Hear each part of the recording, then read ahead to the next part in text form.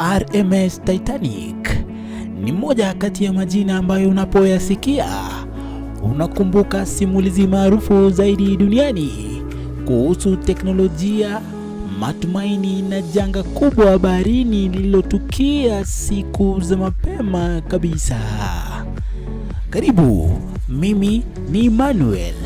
Hii ni Pekupeku TV. Tuanze.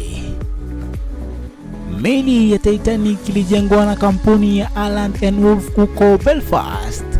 Ilikuwa chini ya umiliki wa kampuni ya usafiri wa baharini, yani White Star Line. Ujenzi wake ulianza mwaka 1909, ilikamilika mwaka 1912, ikiwa ni mojawapo ya meli kubwa zaidi duniani wakati huo. Ilijulikana kama meli isiyoweza kuzama kutokana na teknolojia yake ya kisasa. Titanic ilikuwa ya kifahari sana na ya hali ya juu kwa wakati wake, kwani urefu ulikuwa takribani mita 269. Uzito wake ulikuwa ni tani zaidi ya 1046. Ilikuwa na vyumba vya kifahari, mabwawa ya kuogelea, migahawa na hata ukumbi wa mazoezi. Iligawanywa katika sehemu zilizodhaniwa kuzuia maji yasijaze meli, lakini kisa hicho kilipo kikumba hakikuweza kukistahimili.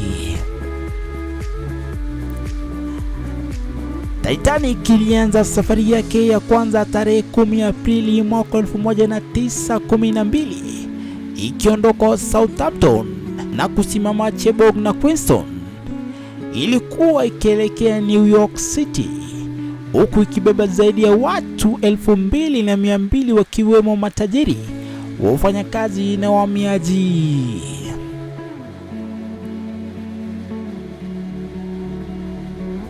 Titanic iligonga kipande kikubwa cha barafu usiku wa tarehe 14 Aprili mwaka 1912 na kuacha kiza kikubwa duniani.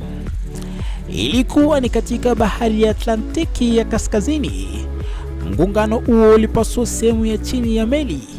Maji yalianza kuingia kwa kasi, na baada ya saa chache meli ilianza kuzama polepole. Asubuhi ya mapema tarehe 15 Aprili, Titanic ilizama kabisa baharini. Zaidi ya watu 1500 walipoteza maisha, watu wachache waliookolewa wakichukuliwa na meli ya RMS Carpathia. Boti za uokoaji hazikutosha, na baridi kali ya maji ya bahari, ukosefu wa maandalizi ya dharura pia ilichangia maafa ya watu wengi zaidi.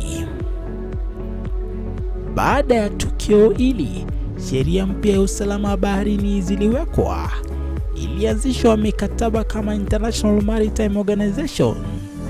Baadaye ilisisitizwa kuwa meli zote lazima ziwe na boti za kutosha kwa abiria wote. Mabaki ya Titanic yaligunduliwa mwaka 1985 na mtafiti Robert Ballard. Yakapatikana kilomita zaidi ya 3400 chini ya bahari, yakiwa yamegawanyika vipande viwili.